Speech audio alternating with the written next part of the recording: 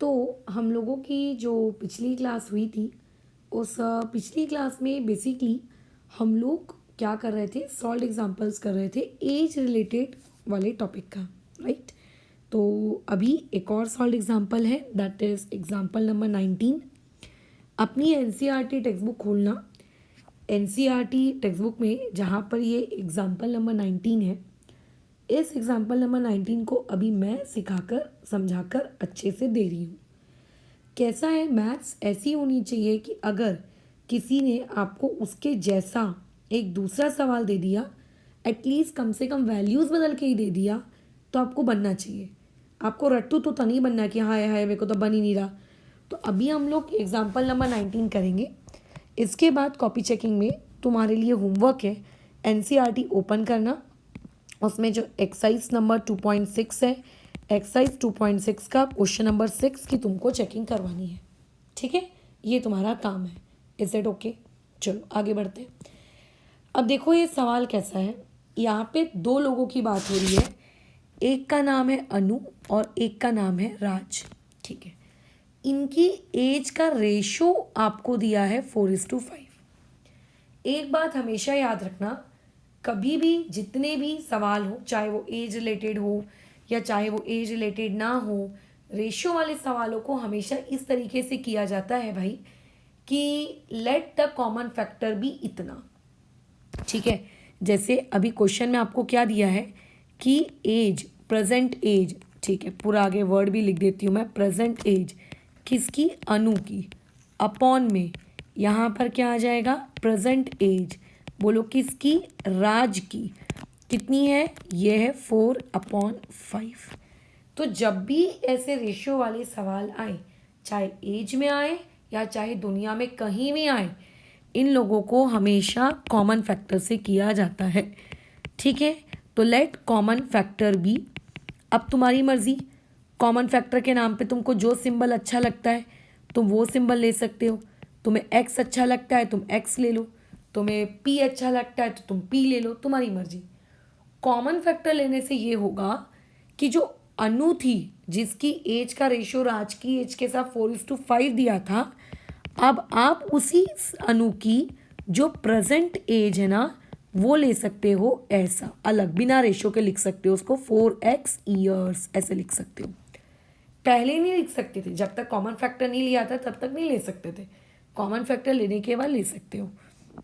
ठीक है, therefore similarly आपके जो डिनोमिनेटर में राज है, उस राज की प्रेजेंट एज को पहले आप 5 नहीं ले सकते थे, अब आप लेकिन उसको कॉमन फैक्टर के बाद 5x ईयर्स ले सकते हो कि भैया हाँ तुम्हारी जो प्रेजेंट एज बराबर इतनी है। ठीक है, तो जब भी इस टाइप के रेशियो वाले सवाल आए तो पहले तो क्वेश्चन की पहली लाइन में उस रेशियो में वो बोल क्या रहा है, एज बोल रहा है, कई बार एंगल्स में आता है, कई बार डिनोमिनेटर वगैरह फ्रैक्शन में आता है। कभी भी अगर रेशियो वाला सवाल आए उसको ऐसे ही टैकल करना है, उसको ऐसे ही डील करना है, कॉमन फैक्टर लेकर उसकी वैल्यू को लिख के रख देने का है। अब आगे देखो, पढ़ो आगे क्या बोल रहा है। 8 years from now. 8 years from now का मतलब है अभी से 8 साल बाद। ठीक है, यानी कि बेसिकली किसकी बात कर रहा है, फ्यूचर की।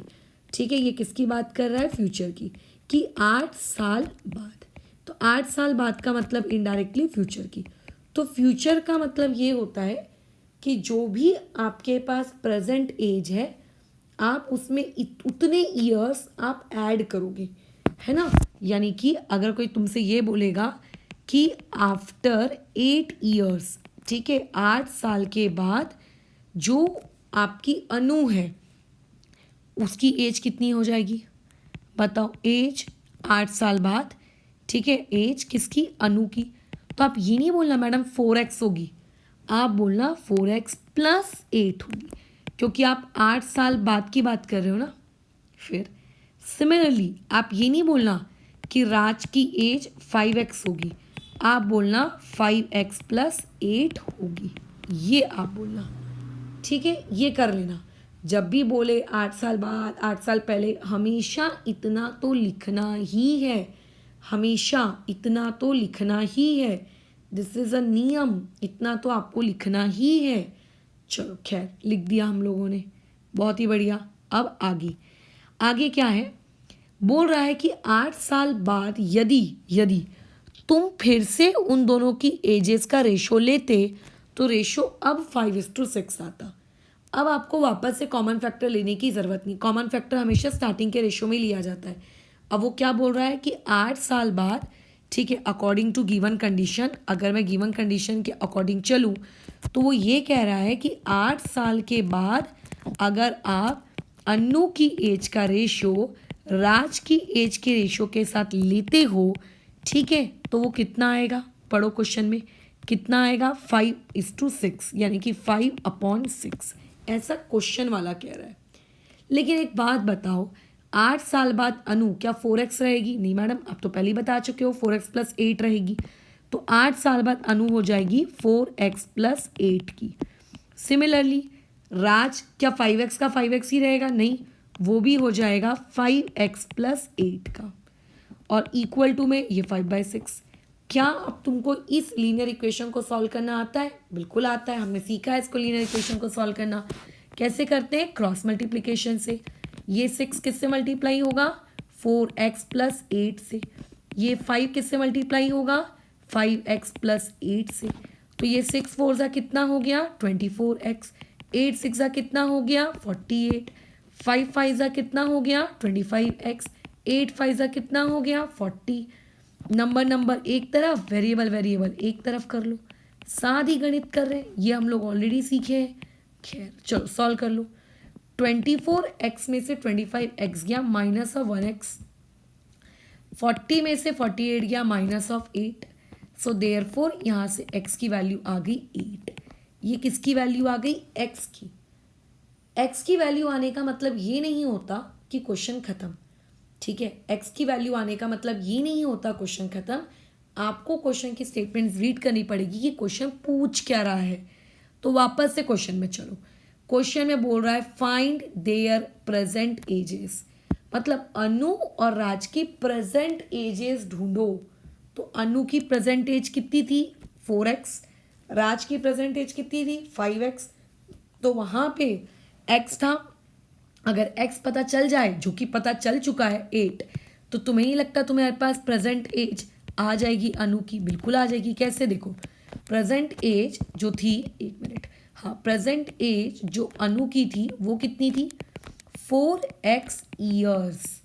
अब x की वैल्यू कितनी आई? 8। तो बस x की जगह वो 8 पुट कर दो। तो बेसिकली यहाँ से अनु की प्रेजेंट एज कितनी आ गई? 32 ईयर्स। यहाँ से अनु की प्रेजेंटेज कितनी आ गई? 32 ईयर्स। अगर तुम्हें राज की भी प्रेजेंटेज निकालनी है तो आप राज की भी प्रेजेंटेज कैलकुलेट कर लो। प्रेजेंट एज किसकी? राज की। जो बोलो कितनी आ जाएगी? वो हो जाएगी 5x ईयर्स, ठीक है। तो वो कितना हो जाएगा? 5 × 8, यानी कि बोलो कितना? 40, यानी कि 40 बोलो कितना? 40 ईयर्स, ठीक है। तो राज की प्रेजेंटेज कितनी है? 40 ईयर्स। अनु की कितनी है? 32 ईयर्स। तो जब इस तरीके से एज में रेशियो वाले सवाल आते हैं तो उन्हें कॉमन फैक्टर वाले कंसेप्ट के साथ उठाना पड़ता है और उसके साथ फिर डील करना पड़ता है, ठीक है। चलो आगे कंटिन्यू करते हैं। लास्ट लाइन बस आपको लिखनी है और लास्ट लाइन के बाद अपना आंसर आपको रेस्ट करना है। बस इतना लिख देना कि देयर प्रेजेंट एजेस आर, ठीक है। उनकी प्रेजेंट एजेस कितनी है? जैसे पहले वाली की कितनी आई? 32 ईयर्स, और उसके बाद वाली की कितनी आई?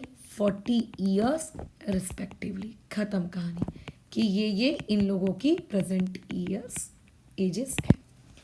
सो यहाँ पे हमारे सारे एज रिलेटेड सवाल ख़त्म होते हैं। हाँ, बट तुम्हें इस पर्टिकुलर वीडियो के जैसा एग्जैक्टली एक सेम सवाल NCERT की 2.6 में क्वेश्चन नंबर 6 मिल जाएगा। तो वो तुम्हें अभी चेकिंग करानी है इस वीडियो को देखने के बाद। अगर कोई डाउट रहता है तो पूछो भाई, अपन डिस्कशन करेंगे। नहीं